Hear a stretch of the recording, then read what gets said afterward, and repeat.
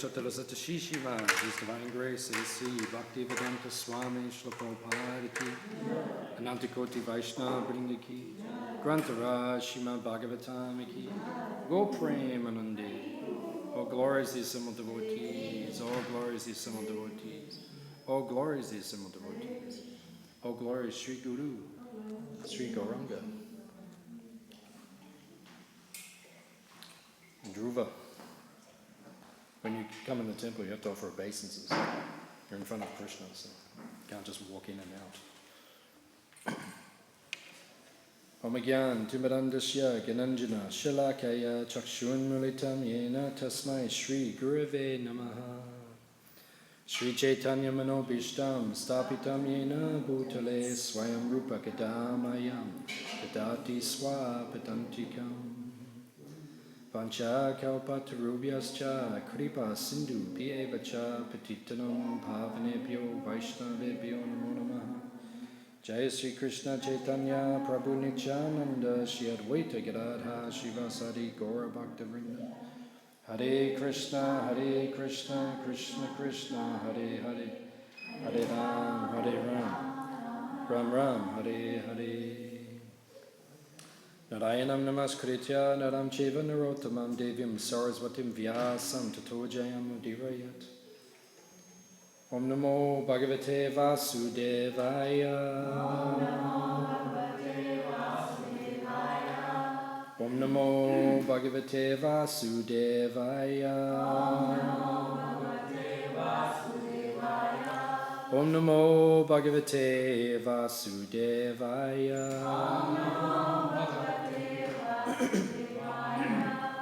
Reading from Śrīmad Bhāgavatam, Canto 3, Chapter 31, chapter entitled The Movements of the Living Entities, text number 34.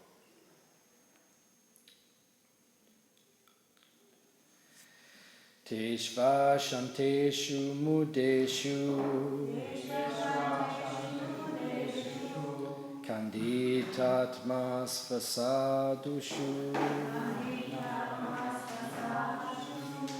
Sangamna Kachach Choyeshu Yoshit Krida Mrigeshu Cha Teshva Shanteshu Mudeshu Kanditat Maswa Sadushu Sangamna Kayach Chocheshu Yoshit Krida Mrigeshu Cha Teshva Shanteshu Mudeshu Kanditatmasva Sadushu Sangamna Kuryach Chocheshu Yoshikrida Mrigeshu Cha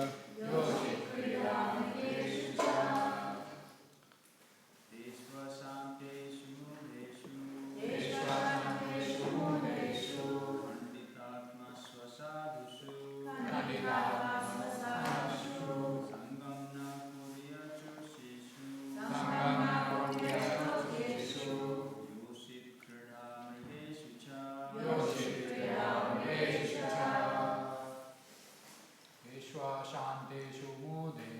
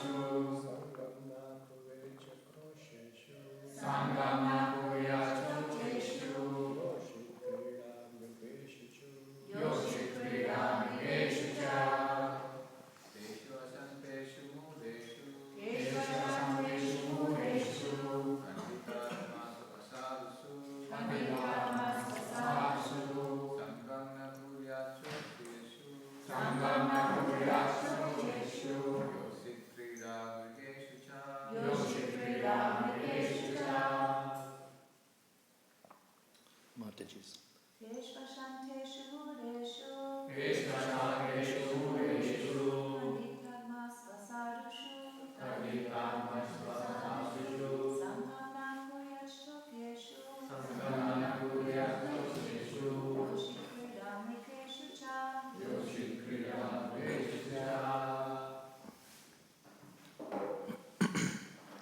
Teshu, with those. Ashanteshu, coarse. Mudeshu, fools. Kandita atmasu, bereft of self-realization. Asadushu, wicked. Sangam, association. Na, not. Kuryat, one should make. Shocheshu, pitiable. Yoshit, of women. Krida mrigeshu, dancing dogs. Cha, and. Translation and purport by His Divine Grace A.C. Bhaktivedanta Swami Śrīmad Prabhupada. One should not associate with a coarse fool who is bereft of the knowledge of self-realization and who is no more than a dancing dog in the hands of a woman. Translation responsibly. One should not associate with a coarse fool who is bereft of the knowledge of self-realization and who is no more than a dancing dog in the hands of a woman. Purport.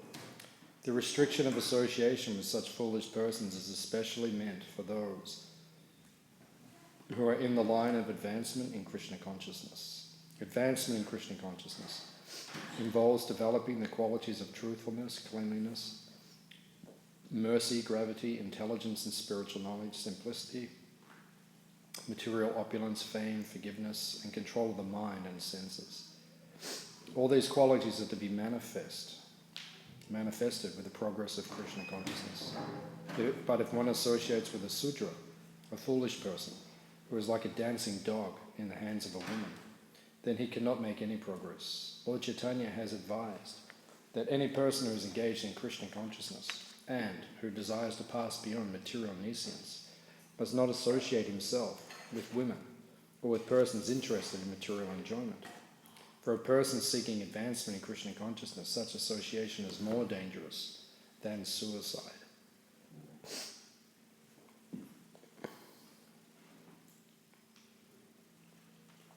Omagyan Timadandasya Kinanjana Shalakaya Chakshunalitam Yena Tasmai Shri Gurave Namaha Shri Chaitanya Manobishtam Stapitam Yena Bhutale Swayam Rupa Kadamayam Dadati Swapatantikam Vansha Kalpatarubhyascha Kripa Sindhu Bhieva Cha Patitanam Pavanebhyo Vaishnavebhyo Namo Namaha Jai Sri Krishna Chaitanya Prabhu Nityananda Shri Advaita Gadadha Shivasadi Gaura Bhakta Vrinda Hare Krishna Krishna Krishna Hare Hare Hare Rama Rama Rama Hare Hare.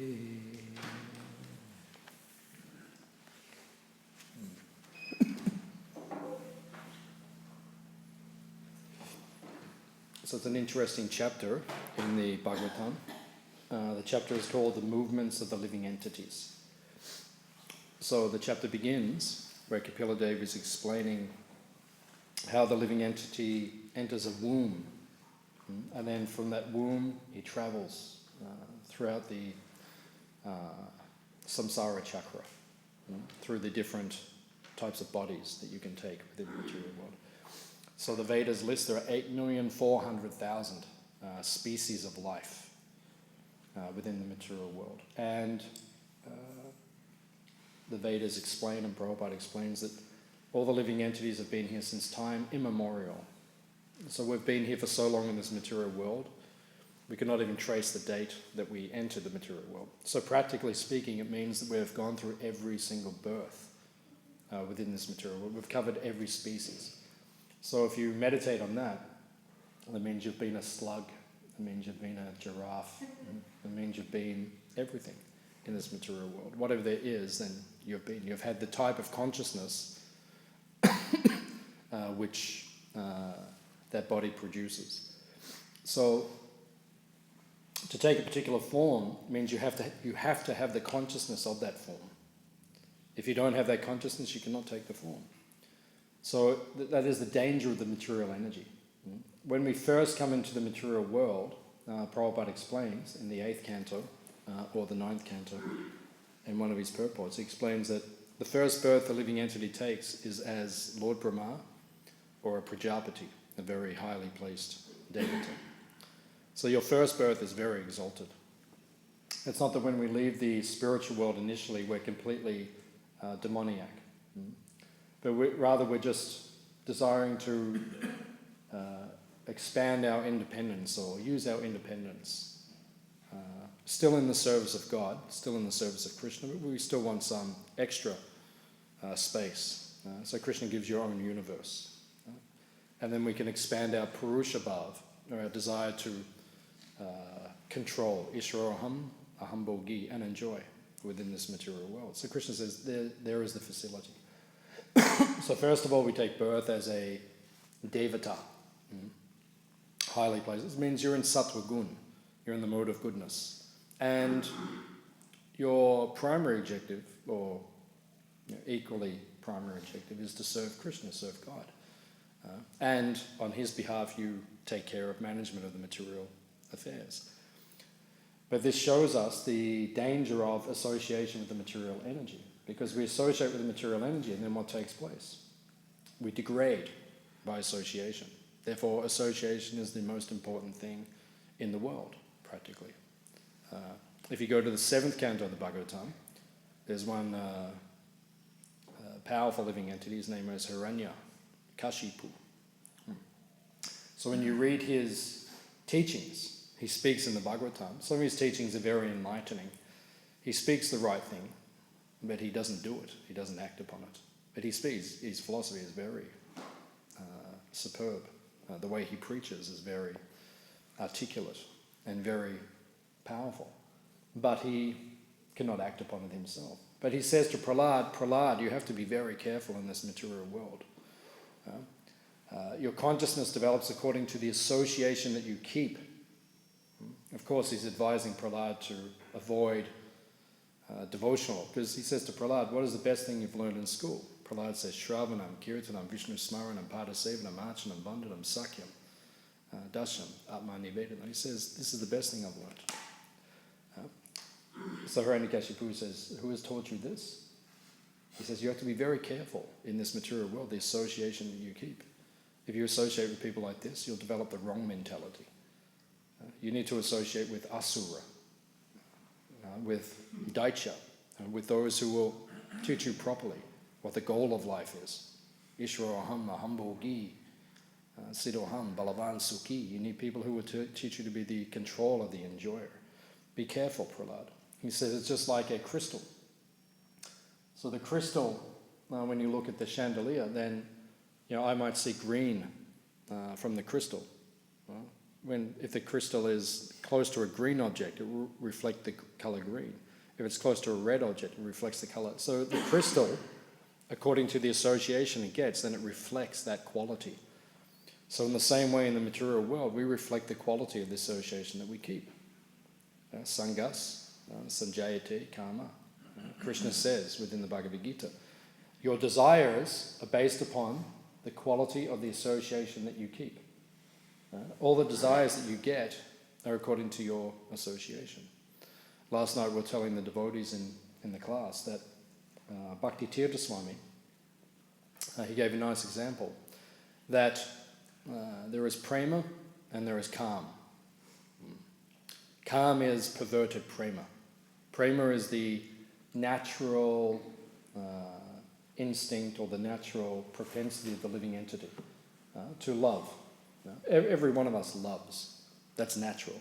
We all love different things. We're all attached. We have rati to different things. That's because that is the nature of the soul. You must be attached.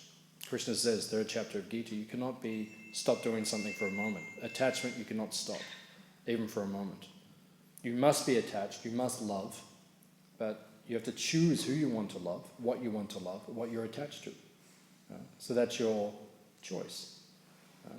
So, Bhaktivedanta Swami gave a nice example. He said, karma and prema, love and lust, they are like two dogs. So dogs are always hungry. It's like you come to our farm, you see the dogs are always hungry. There's always, is there something to eat? So that's the nature, the dog will always. So you have a choice. You have two dogs, you have karma, you have prema. So which one are you going to feed? Whichever one you feed will become strong. And the one that you don't feed will become weak and it will die. So in the material world, you have to make a choice. Are you going to feed your love for Krishna, your prema, or are you going to feed your kama, your lust, or your desire to enjoy separately from Krishna? And this, how you feed them, will be based upon the association you keep. If you want to feed your prema, which we presume everyone in this room does, then if you want to feed your prema, you have to find those who are cultivating prema, or who have prema. And by their association, then your love for Krishna will also develop. Prema is the goal of life. Prema pumata mahan. Lord Chaitanya says it is the great goal of human existence. If we do not develop prema, then we do not develop anything. Lord Chaitanya says in his teachings in Chaitanya Charitamrita, prayojana means the goal of life, is prema. Prema prayojana. That is the goal of existence, to redevelop that love for Krishna. And that all depends upon the association we keep. So we have to find those who have love for Krishna, or who are cultivating love for Krishna, and associate with them, and then that love will come. Or you associate with those who are kamis. Kami means one who is developing kam, or lust, or desires other than to serve Krishna. If you associate with them, then you will develop like that. So it is all based upon association in this material world. So there's 8,400,000 species of life, and you will get the species of life according to your consciousness, to the way you're cultivating your consciousness in this life.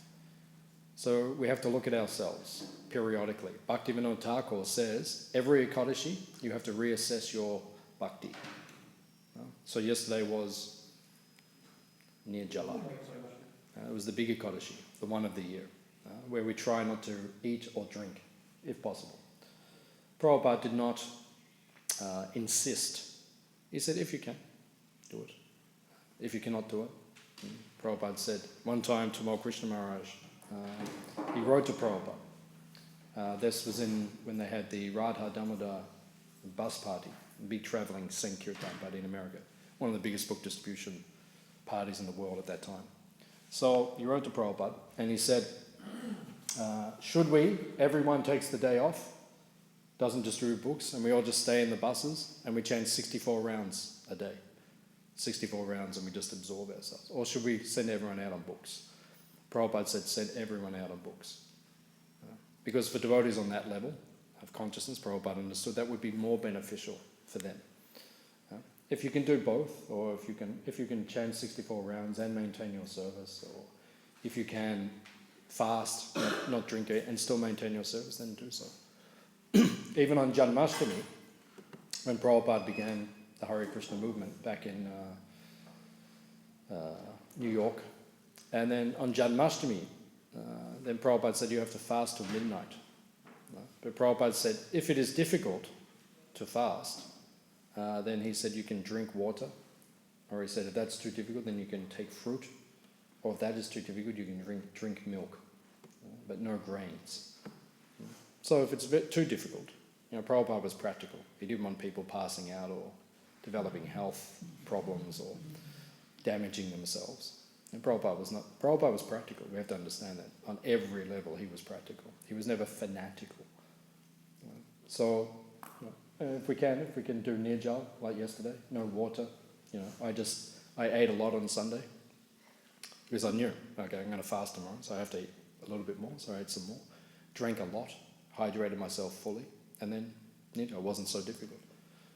But if I felt any time during the day it was becoming too difficult, then be practical, drink some water or like that. But if you can do it, then do it. So in the material world, the consciousness you develop is or the consciousness will create the body that we get.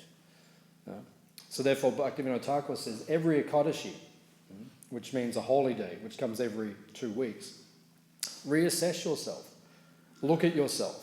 Study the 26 qualities of the devotee. The previous verse in this chapter listed the same qualities, basically, that Krishna lists in the 18th chapter of the Bhagavad Gita. So these qualities are also found in the list that Lord Chaitanya gives to Sanatana Goswami. 26 qualities of a devotee. Bhaktivedanta says, every Ekadashi, study those qualities and see, how am I doing compassionate in the previous Ekadashi? Am I developing compassion? First quality Lord Chaitanya gives of a devotee. Second quality is akrita droha, which means non-defiant, which means humility. Akrita droha. Normally we say that is the emblem of the Vaishnava. The most important quality of the devotee in one sense is humility. Akrita droha, not defiant to Krishna, to Guru, to the Vaishnavas. But interesting, the first quality Lord Chaitanya gives on the list is kripalu. He puts that even in front of humility. You must be compassionate. That is the nature of a devotee. Para dukkha dukhi. This is actually the standard we're meant to come to. This is a very high standard. Para dukkha dukhi means you cannot tolerate the suffering of another living entity. Any living entity, you cannot tolerate the suffering. That's actual compassion. That's a very high level of consciousness. Just like one time Prabhupada was in America, early days, and one disciple of Prabhupada came into the room. I can't remember the name of the devotee. He came in. Prabhupada was sitting behind his desk, like up there in the room, in Prabhupada's room in Melbourne. He has a low desk, so Prabhupada was sitting on the cushions behind the low desk. And devotee walks in. He offers the obeisance, he's sitting on the other side of the desk. And Prabhupada points to the desk. He said, "Do you see that ant?" The devotee looked, and he couldn't see anything. So he said to Prabhupada, he didn't know what to say, yes or no, because he didn't know what Prabhupada meant. Can you see that? He couldn't see any ant, so he didn't know if there was a spiritual ant there, or if he was meant to be seeing an ant, or if there wasn't an ant, if Prabhupada was true, he didn't know what to say. So he kind of said, no, he didn't know what to say. So anyway, Prabhupada was making a point. There wasn't an ant there, but Prabhupada was making a point. He said, "Can you see that ant?" He said, "My only purpose is to give that ant Krishna consciousness." He said, "That is my only purpose in this material world, is to make sure that ant receives Krishna consciousness. Give him the holy name. Give him prasadam. Sell him a Bhagavad Gita." All right? Up to you. But you give Krishna consciousness to that. And Prabhupada said, he said, "That is my only purpose." So Prabhupada was making a point. He was preaching to the devotees. That is our only reason, actually speaking, that is the only reason we're in this material world. There's two reasons. One, we came in to enjoy separate from Krishna. Okay, we've worked that out, that's wrong. Right? We still have that desire in our heart because we're conditioned, but we realize that's wrong. So the only other purpose now to be here, to exist, is to give Krishna to others. There isn't any other purpose. Otherwise, it's useless. This entire shrama evahi kevalam, just a useless waste of energy, this material world. So, Prabhupada had a three-pronged attack. Maya, the material energy, she carries a trident. And Durga, you see she's on the lion or the tiger, she's riding around. Trident means a spear with three prongs. Goodness, passion, ignorance, the gunas, that's how those three prongs, she keeps everyone in this material. Goodness, passion, ignorance. Past, present, future, time. She stabs everyone, keeps us all in here. Adi Bhautik, Adi Devik, Adi Atmik. She keeps us all in there. So she fights. So Prabhupada said when you join the Hare Krishna movement, the Krishna consciousness movement, you have declared war on Maya. So Prabhupada would call it the Sankirtan army. We are all soldiers and Prabhupada is the general.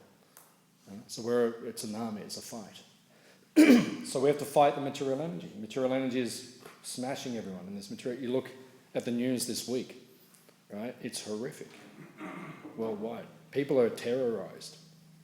Even in Melbourne last night, they're trying to work out if it was a terror attack or something. Some guys down in Brighton. Brighton's 15 minutes from here, right? They haven't worked it out yet. It's a terror attack. So a couple of people were killed. The police shot the guy. In England, 3 terror attacks within 3 months, 20 days since the last one, and then now it's just terror. It's just boom, boom, boom, it's coming. So the material energy is fighting to keep all the conditioned souls covered. One good thing is that when the world gets like this, people become more receptive to Krishna consciousness.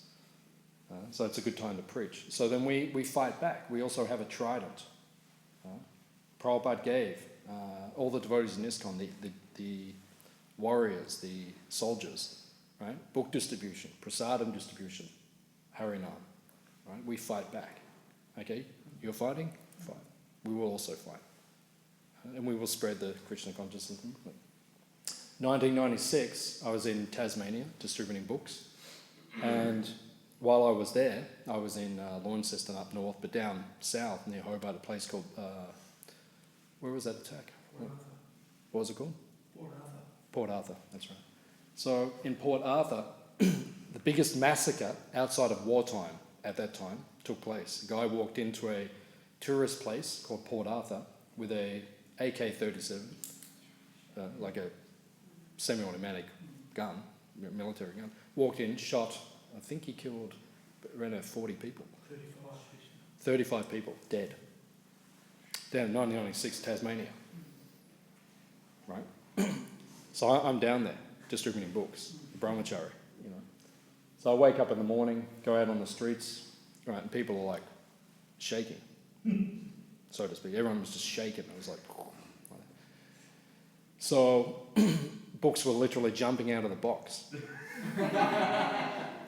I'd say, excuse me, from Tasmania, from out of town. I'm from Tasmania. Okay, there's a book on. Yeah, what is it? Okay, yeah, money. People just buying. They weren't even questioning. Oh, this is about spiritual life. Yeah, I'll take it. Right, just boom, boom, boom, boom. So I sold a book to one of the ladies who was in the cafe as the guy shot everyone. She was hiding behind the counter, and he just boom, boom, boom, boom, boom. So I said, what do you do for a living? She said, I work in a cafe. I said, which cafe? She said, at Port Arthur. And I said, really? She said, yeah, I was there, the whole thing. So, she just, what do you got? No problem.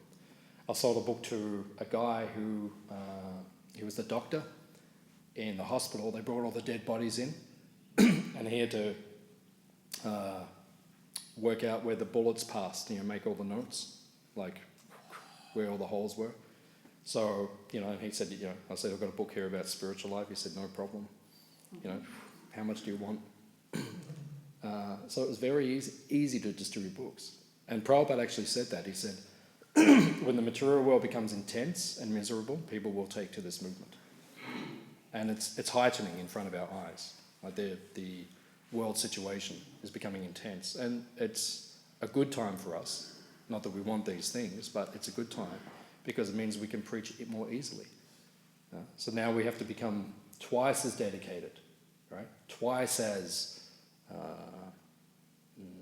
enthusiastic to spread Krishna consciousness, because now the time will become easier and easier. People will take. They want it. They're looking for it. So that is the nature of the material energy. So we have to give people that opportunity, because according to the consciousness that you develop, right, that is the form of life that you will take. There's 8,400,000 species. So in the Hare Krishna movement, the whole point of being in this movement is that we develop the consciousness of a living entity in the spiritual world.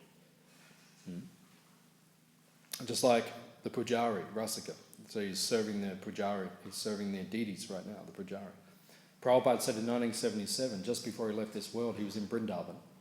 And Prabhupada said, the most fortunate living entities in the universe are the pujaris of Krishna and Balaram. Right. In other words, Prabhupada explained that what the pujari is doing to the deity, the seva that he renders to the deity, that is non-different from the seva that you render in the spiritual world. So factually, you're acting in your siddha swarup. You're acting in your spiritual form at that point in time. You're putting garlands on the deities. You go to the spiritual world, you may get an opportunity by the mercy of the devotees to put a garland on Krishna. You cook for Krishna. In the spiritual world, you also can assist the devotees to cook for Krishna. Right? You can wave a fan, or you can put betel nut within the mouth of Krishna. All these opportunities are the same. So what the pujari does is non-different. Therefore, when we enter into the deity room and we render seva to the deity, first of all you do bhuta shuddhi, which means you purify your subtle body.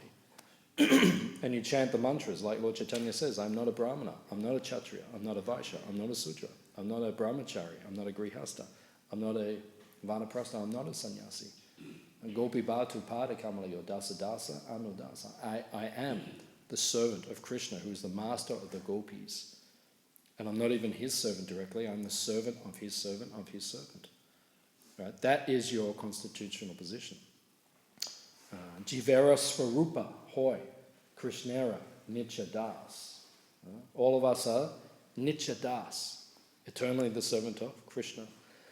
So any service we do in the Hare Krishna movement, preaching or direct deity worship, both are the same. One is Bhagavat Vidhi Marg, one is Pancharatrika Vidhi Marg. Both are necessary and both are exactly the same. That service leads us to understanding our eternal relationship with Krishna. You are Krishna's eternal servant. Nitya Das. One time, one devotee, disciple of Prabhupada, he came to Prabhupada and he said, Prabhupada, I resign. Service is too difficult, or I cannot get along with my God brothers, I resign. And Prabhupada said, how do you resign from being Krishna's servant? How do you resign? What are you resigning from? I'm no longer Krishna's servant, then what are you? You are Krishna's servant eternally. Nitya Das. Means always. Nitya Siddha Krishna Prema. Krishna Prema is eternally within the consciousness of the living entity. Nitya Siddha. It is always there. Just like Prabhupada came one time, he was on the plane and he arrived in one country.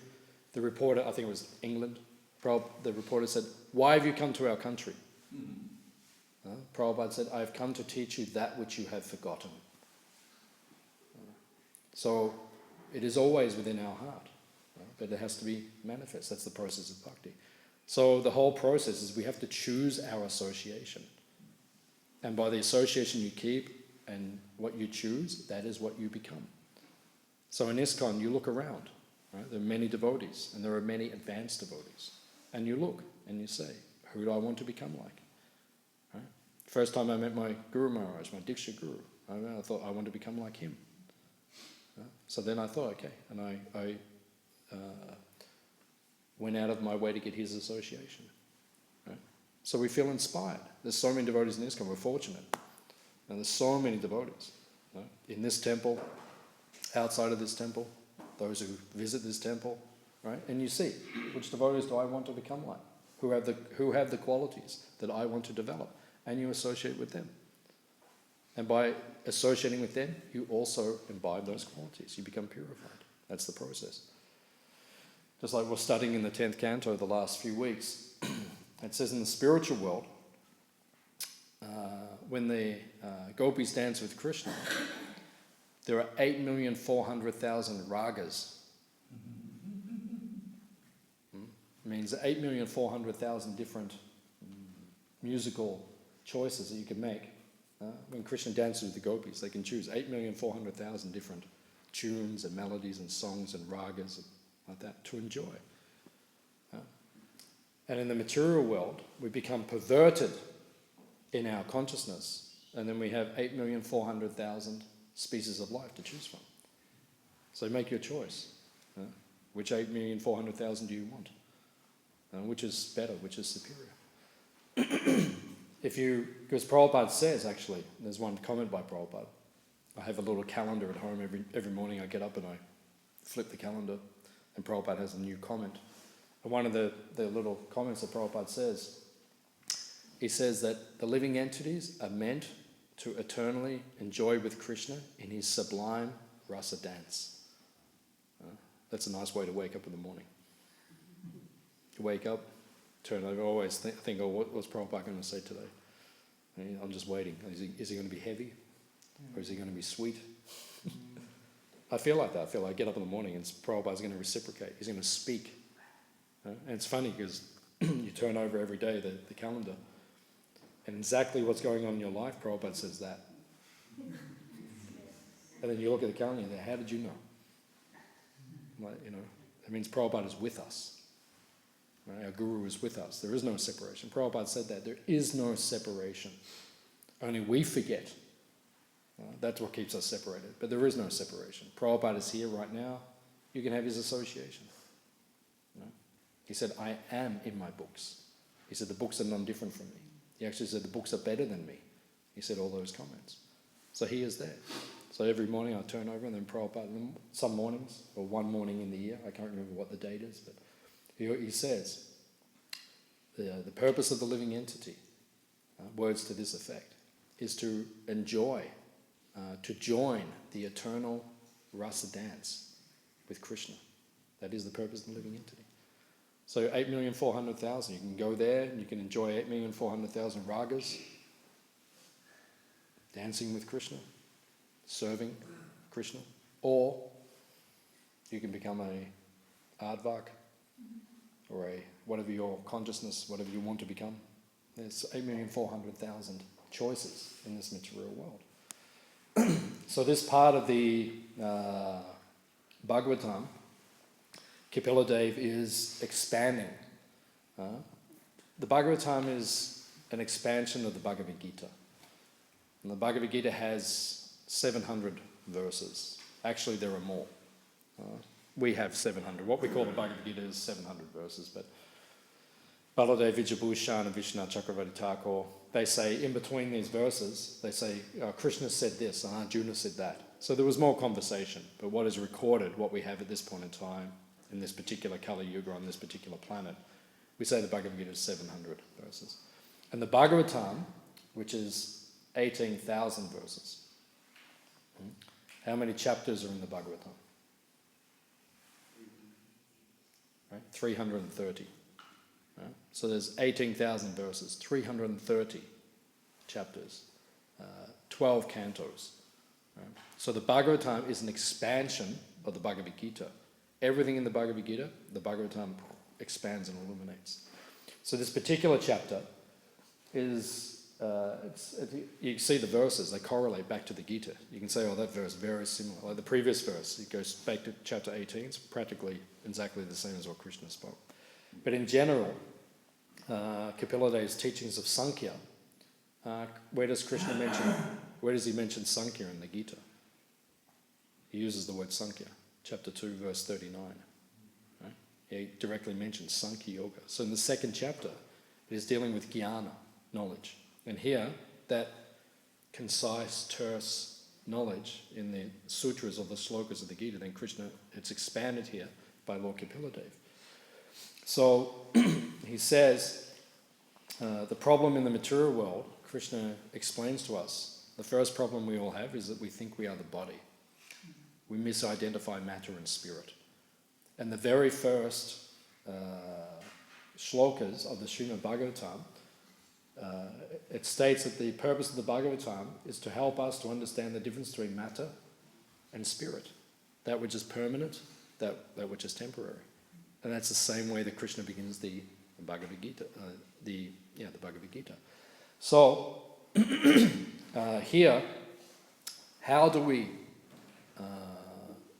differentiate between matter and spirit? These are the instructions we're being given on a practical level. So this verse is quite famous, and there's quite some famous verses in this particular chapter about understanding the difference between matter and spirit. And when you identify with matter, you identify with your body. The greatest challenge or the greatest obstacle, or Maya's most powerful, according to this chapter, Maya's most powerful influence on us, for those who are conditioned, is attraction to the opposite sex.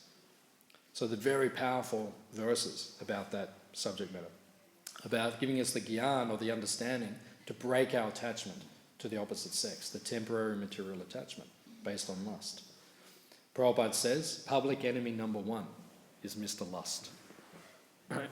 At the moment, everyone thinks public enemy number one is ISIS, or whatever the other ones are called. Those groups. But actually, it's the same enemy, which gets everyone, the extremists and the normal people, is lust. That's what captures all of us in the material world. So how to overcome lust? You need this gyan, transcendental knowledge, which cuts through the attachments we have in this material world. So these are very powerful verses, but they need to be meditated upon very deeply and absorbed into our consciousness and realized, taken from the platform of jnana to the platform of vijnana, which means realization, which is not easy. I remember when I was a brahmachari, living here in the ashram, and I shared a room with a very close friend of mine. He was a very fanatical brahmachari at that time. He was famous for being very staunch and very like that. He's now a grihasta. But back in those days, he was very, very staunch, like really. And in the mornings, he used to get up about 3 o'clock in the morning, have all his rounds finished by 6, and then he'd go into the ashram, into our room. We stayed in the room down the very end. And I'd come in there in the morning, sometimes before 7. They finished our rounds, we'd go and read. And he'd be chanting shlokas. And he'd always be chanting the shlokas from this chapter. Right? And always preaching to me. And this particular verse is one of them. One should not associate with a coarse fool who is bereft of the knowledge of self-realization and who is no more than a dancing dog in the hands of a woman. This is like brahmachari nectar.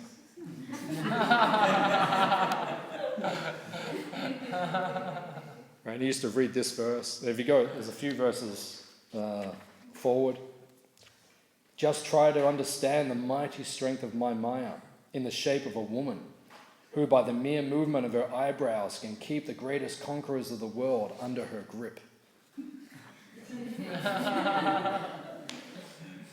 So, my very good friend, he used to read these verses every morning practically, recite their Sanskrit and like that.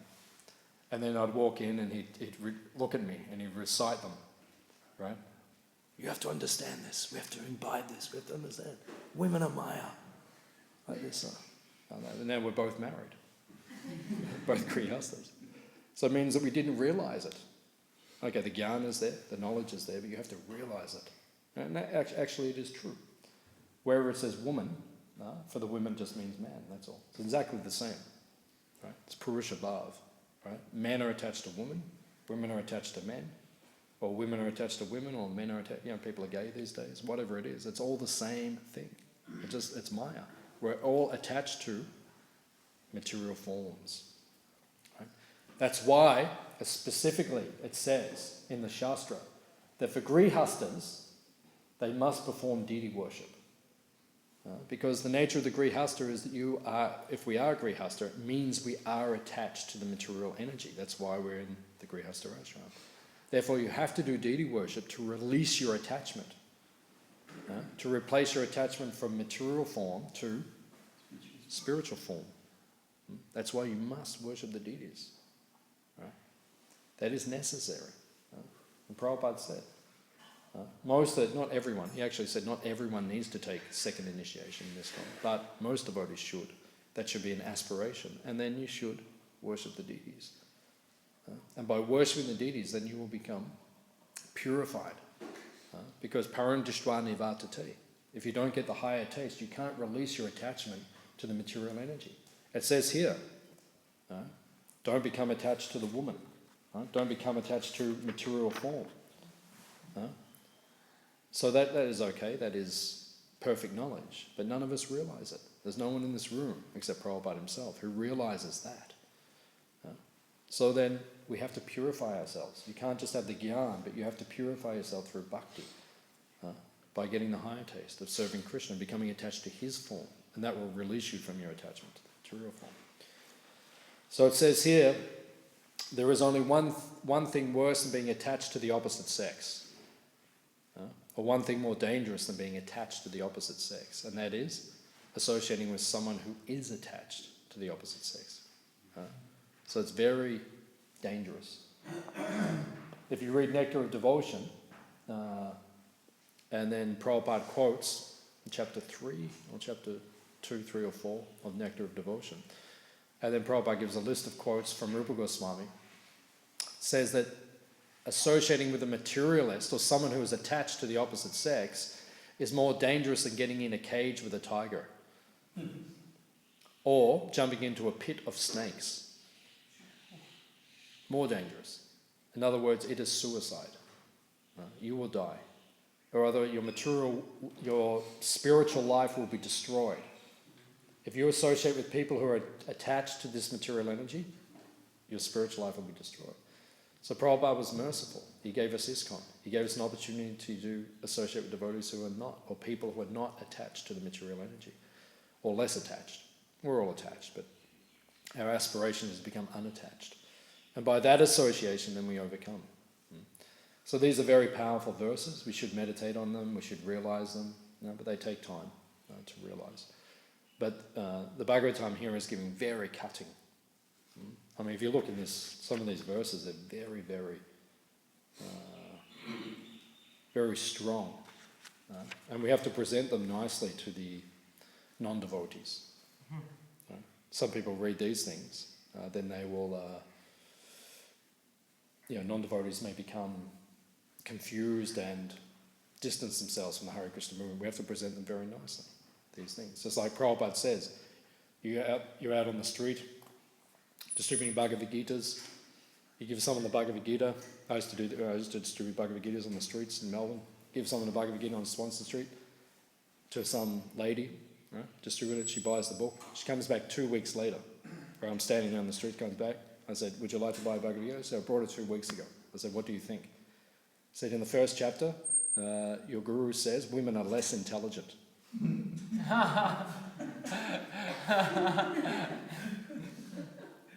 So then you have to explain to them why. We have to explain these things.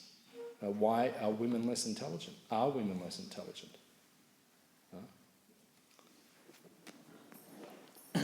You have to explain to them that there are different types of intelligence, right? To say that a woman is less intelligent, and many women are more intelligent than men, right? There are women who are running countries at this point in time on the earth, right? They're extremely intelligent. Or you look in any field, women can equal or excel men in any field. So you cannot say they're less intelligent in one sense. In another sense, you could say that Bhaktivedanta Maharaj explained it very nicely one time. It made me understand these kind of statements. This is how I explain it to people, that there are two sides of the brain. One is emotional, one is practical. Right? So a man only functions on one side of the brain at one point in time. When a man is lusty, or on the emotional side of the brain, right, the other side of the brain practically stops working. His practical, logical side of the brain. So at that point in time, he's less intelligent than a woman. Right? A woman's brain, they work simultaneously. You see, women bring up children. Right? So when they're bringing up a child, they're practical, they're logical, but their emotions are always affecting their decisions and their judgments. So in that way, you could say, when a man is practical and he's focused, you could say that he's more intelligent than a woman. Not always, not in every circumstance. But you could generally, a woman might get swayed by her emotions more easily. A woman Because you read some of these verses, like people read them and they'll walk away from the Hare Krishna movement. Right? It says women are Maya. Never look at a woman. Never associate with a woman. They're dangerous. More dangerous than a snake or a tiger. Right? Just like one devotee, one of my friends was telling me, he's been giving his mother Prabhupada's books for years. So then he went home recently to visit his mother, and she's very upset. And because she'd been reading Prabhupada's book. I said, oh, why? Why are you upset? Because your guru says that if you eat grains cooked by someone who's not a devotee, your mind becomes wicked. So it means you cannot eat my cooking, because I'm not a devotee. So I'm not going to cook anything for you. I'm not going to cook for you. So it was a big point for her. So, we have to learn how to explain these things to the non-devotees very maturely and nicely so they can understand these teachings. Because Prabhupada makes statements which are very strong and very powerful. If you look on Vedabase, if you look at all the quotes that Prabhupada has said, there's a quote where Prabhupada says, "We are all good and you are all bad." Right? He says that, so people they can find those quotes. That's not the kind of thing you'd say at a Sunday feast lecture. Or if you go to do a university program, you wouldn't say something like that. But obviously we understand what Prabhupada means by that. Someone who practices Krishna consciousness, that is good. Someone who doesn't practice Krishna consciousness, that is bad. So we have to learn to explain these things very nicely. So these verses are very powerful in this chapter. But then how to understand them and how to explain them to people, that has to be done with a lot of maturity. So we'll stop here. We'll see if there are any questions or comments on what we discussed.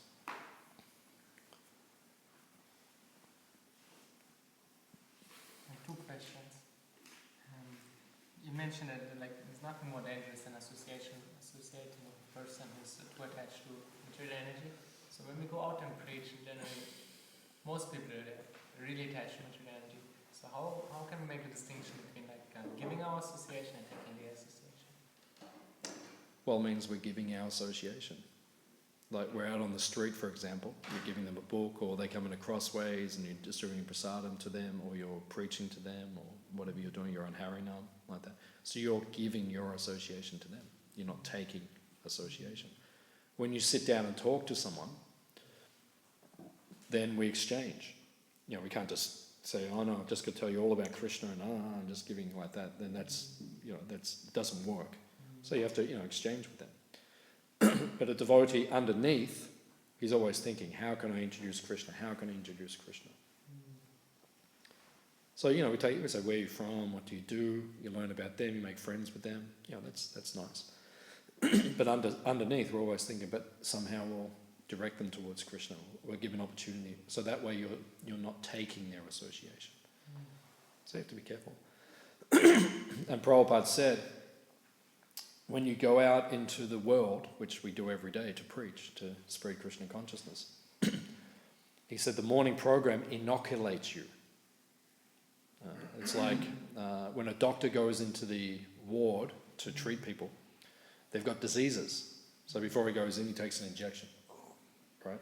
And he gets inoculated against that disease. So when he goes in, he doesn't get that disease. So in the morning, you have good morning program. And when you get out, you're purified. You don't get so affected. But you see the mornings where you don't get up early, you don't chant your rounds nicely, you haven't read, you get out there and then it's like, and you feel yourself becoming influenced. And, you get out there and there's big boards, signboards, and they say, like this, and it affects your consciousness. Okay.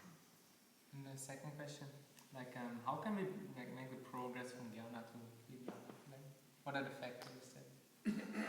To go from knowledge to realization. Yeah.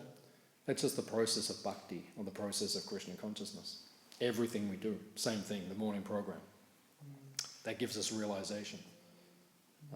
Just like I was reading the other day, a quote by Prabhupada, and Prabhupada said, by chanting Hare Krishna, words to this effect, he said, you will realize your siddha swarup. So by chanting, the process of chanting, we're meant to be realizing our eternal relationship and our eternal form in relationship to Krishna. So that's called Vigyan. Vigyan means realizing who we actually are spiritually. So that's everything we do every day. So we get up in the mornings every day and we chant our rounds, right? And while we're chanting, that's our meditation. You have to be focused in your mind what you're looking for. So in the beginning, it may be generic.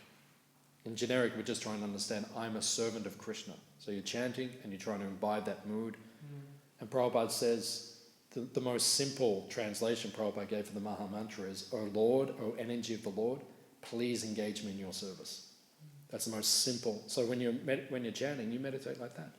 O Krishna, O Radharani, please engage me in your service. That's the mood while you're chanting. You're cultivating that. When you become more advanced, then there are many other translations of the Maha Mantra. Right? Gopal Guru Goswami, one of the great acharyas, a follower of Lord Chaitanya, he breaks down every word into the 8 pastimes of Krishna during the day, the Astakali Lila. He gives a very detailed analysis of the Maha Mantra. So while you're chanting, your consciousness could be entering into Krishna's pastimes. So we're not ready for that at this point in time. So you just get the right mood of becoming a servant of Lord Chaitanya, and then eventually everything will manifest. So everything we're doing every day, all our devotional service, is taking us from Gyan to Vigyan. But actual Vigyan, that's a very elevated level of consciousness. Because actual Vigyan means I am not the body, I am the soul. That's Vigyan. I understand that, I am the soul. And then full Vigyan means I understand who my eternal relationship with Krishna. That's actual Vigyan. So that takes a lot of time. Is that okay? Is it sufficient, like just to do the morning program and try to chant attentively? It's sufficient to get Vigyan? Yeah. Or just to stay in Krishna consciousness? The one thing which adds to it, we do our sadhana in the morning. But then the one thing which, because I've been thinking about this quite a bit lately, because we've been studying the 10th canto in the Bhagavatam in our class, and the 10th canto is the Samam Bonam. There are 10 subject matters in the Bhagavatam. The 10th canto is called Ashraya. Ashraya means the final goal. Of the 10 subjects in the Bhagavatam, that's the final. Prabhupada calls the 10th canto Samam Bonam, or Ashraya. It's the goal. So, we're been studying for many years now. We're studying very deeply the goal, which is Krishna's eternal pastimes. And it's becoming more and more, I was saying to the devotees last night, it's becoming more and more apparent to me that I don't know by my own endeavour, I'm quite sure by my own endeavour, I'm not going to fully realise my eternal relationship with Krishna in this lifetime. Because that's a very exalted state of consciousness. And I'm trying, but it's becoming more and more apparent that may not take place by my own endeavour.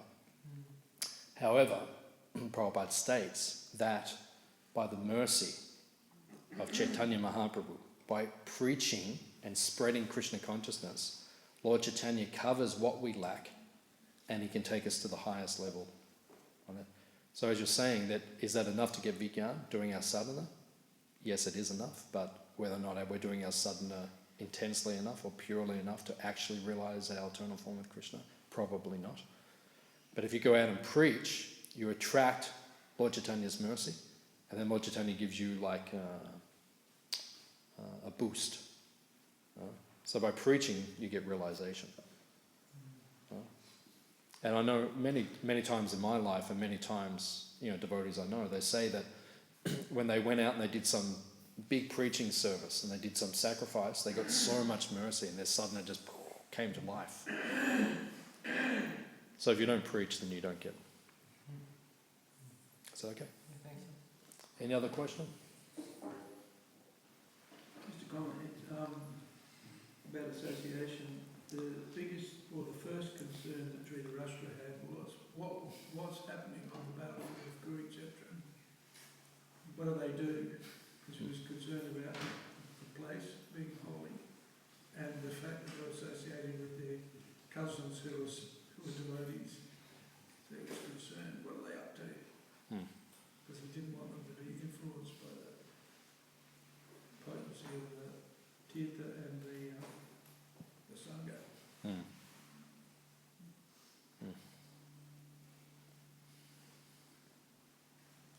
Any other questions?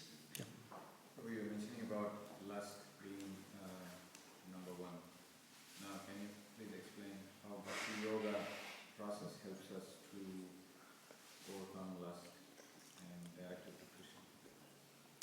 Because desire is the nature of the living entity. As Krishna says in the beginning of the 3rd chapter, as we quoted, Krishna says you cannot stop doing anything for even a moment. It's the nature of the living entity to be active, to desire. That cannot be removed. That is part and parcel of our constitution. We're meant to act, we're meant to desire. We can't stop that ever. So the Bhakti Yoga process means replacing the desire, because the original Nityasiddha, Krishna prema, the original desire of the living entity is to serve Krishna. That's why we're all doing this now. It feels natural. Well, we feel like, oh, this is what I'm supposed to be doing. My whole life before I became a devotee, I always felt like, what am I supposed to be doing? It's like something was always missing. Then I walked into the temple, the devotee said, oh, serve Krishna. I started doing it. I thought, oh yeah, this feels right. This is what I'm supposed to be doing. Why? Because that's the nature of the soul. So how to overcome lust, right? Prabhupada says at the very end of the Gita, Savadamam Parichaja, if you look in the purport, then Prabhupada says, develop your day in such a way that you cannot help but think of Krishna 24 hours a day. That's basically the final message of the Gita. Surrender unto me. So develop your life in such a way that there's only Krishna, service to Krishna. It's like, we just did the morning program. We got up early, went to Mangaladi, we chanted our rounds, we came here, we did the morning program. Now we go and take prasad, honor prasadam, and then we've all got our designated services. Right? So we know what we're going to do to serve Krishna. So you develop your day in such a way that you understand, okay, 7 o'clock I'm going to do this, 9 o'clock I'm going to do this. Prabhupada actually says a sannyasi, which in one sense we're all meant to be, not that we'll all take dandas, and most of us won't take dandas, but we're all meant to be sannyasi in consciousness, means body, mind, words in the service of Krishna. Prabhupada said a sannyasi needs to know what he's doing 12 months ahead of time. No, you say to Maharaj, what will you be doing in November? He says, I'll be here. What will you be doing in January? I'll be here. What will you be doing in March? I'll be here. He knows what he's doing. Prabhupada was like that. Right? I mean, people would invite Prabhupada, I'll come here, and he'd say, okay, let's go, and he'd go and preach. But, he knew what he was doing. Prabhupada knew what he was doing every day. He got up in the morning, his routine was like fixed. Even Hare Prabhu said Prabhupada was flying to Australia. They flew from wherever they were, London or wherever it was, to Australia. And they got to Singapore, to the airport. It's different now. Now Singapore airport's like, everything you could possibly want, it's there. If you want to have a shower, it's there. It's whatever you want. But back then it was actually quite a simple setup. And Prabhupada wanted to take bath because Prabhupada was regular. He always took bath before he took prasadam. So he looked around. They said, there's no showers, Prabhupada. So Prabhupada walked into the men's toilets, right? Took everything off, put his gumshoe on, got his lota, right? Filled up the water from the tap and started taking bath, like just in the middle of the bathroom. So the cleaner was getting quite upset. The cleaner was saying something in Singaporean, whatever their language is. He's saying, you can't do this, what are you doing? Water all over the floor, like that. Prabhupada didn't even listen to him. He just took his bath, dried himself, put on tilak, got dressed and walked out. Didn't even say anything to him. Because Prabhupada was so regulated. So he knew what he was doing. So if you want to make advancement, which we all do, we're serious about Krishna consciousness, then you have to be organised. You have to know what you're doing. What am I doing at 3 o'clock? What am I doing at 6 o'clock? What am I doing at 9 o'clock? We know what our whole day entails. So you just develop your day in such a way that there's no room for Maya. So that replaces lust with love, or ultimately with devotional service. That's what devotional service is leading to. You've got to use your energy. We've got to use we're all energy. We've got a lot of energy, especially when you're young. Use it, because as you get older, it becomes a little problematic. So use your energy to serve Krishna as you. Don't give yourself any time. Prabhupada said, he said actually Brahmacharya ashram is the best. Prabhupada said that, and Brahmacharini ashram, that's the best. And I can vouch for that. That was the best years of my life in some ways. It was the best. So Prabhupada said the brahmachari or brahmacharini, they're so tired at the end of the day, as soon as they put their head on the pillow, lights out. Because all they've been doing is serving Krishna all day. Prabhupada said brahmacharis have 3 bags. Right? Book bag, sleeping bag, japa bag. Book bag, distributing books. Right? So that's basically brahmacharini life. That's all you have to do. Right? Book bag, you just go out and distribute books. Even say your service is crossways, right? But if you're really focused, you can have a book bag, you have Prabhupada's books on you, any opportunity is bang, bang, bang, bang, bang. Okay, you've got to wash the dishes, but every time you walk out, someone's putting their plate there, so excuse me, like that. No, actually, if you have that consciousness, it sounds, I mean, I'm not on that level why I do that, but that actually can be done. Navina Nirada Prabhu, the famous book distributor. When I was a brahmachari, he was number 1, number 2 in the world. A lot of books, he's empowered to distribute books. He was in Melbourne a few years ago, and he went for a japa walk on Beaconsfield Parade, 6 o'clock in the morning, up and down chanting his japa. He always has Prabhupada's books on him, always. He doesn't go anywhere, anyway, always. So he told me, he said he's walking down Beaconsfield Parade chanting his japa, and some guy came out 6 o'clock in the morning to get in his car.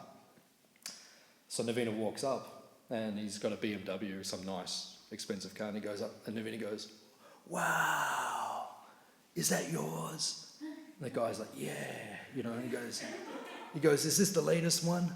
And the guy goes, "Yeah," and he starts, asking him about the car, and he's going, "Oh, wow," like that. And then, after a couple of minutes, he goes, "Hey, I've got these books," and he gives him a book. And then he says, we just get donations from him. The guy goes, "Yeah, sure, how much you want?" Pulls out $10, gives it to him, gets in the car, drives to work, right? So no way I would ever think of that. If I was chanting japa on the beach, I'd just be chanting japa, I wouldn't be thinking. But Navina's just always thinking. He tells me he never goes anywhere without Prabhupada's book, ever. Always somewhere, be tucked in somewhere. So that's the point. The point is, if we're serious about Krishna consciousness, you'll take every opportunity to be engaged in Krishna's service. No room for Maya. It's okay. Any other questions? Okay. Srila Prabhupada ki? Jai.